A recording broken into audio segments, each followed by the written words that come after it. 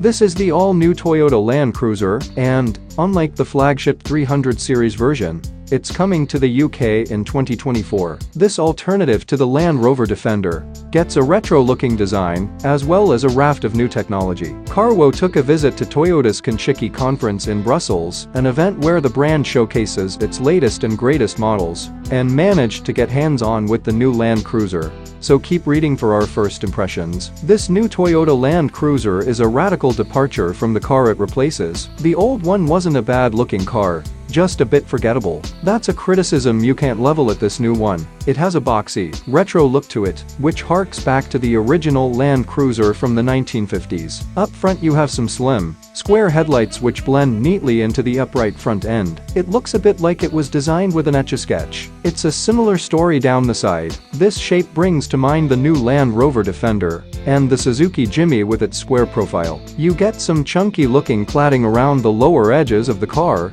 and the body panels have been designed to be easily replaceable in case you bump into some scenery while off-roading. The rugged and off-roady theme continues at the rear. You don't have the tailgate-mounted spare wheel like other hardcore mud pluggers. However, you still do have the opening glass portion to make it easier to load small items into the boot. That retro exterior design doesn't reflect what's going on under the skin, because it's a thoroughly modern bit of engineering with a raft of new tech to help it excel off-road. It is still a body-on-frame design, but that's a positive thing in an off-roader. It helps give you better suspension travel, as well as increasing ground clearance and allowing you to fit tougher axles. This new Land Cruiser has pretty much the same chassis design as the larger 300 series model, as well as the new Lexus GX. That means it's 50% stiffer than the outgoing Land Cruiser, so it can do an even better job at keeping all four wheels on the ground over very rough terrain.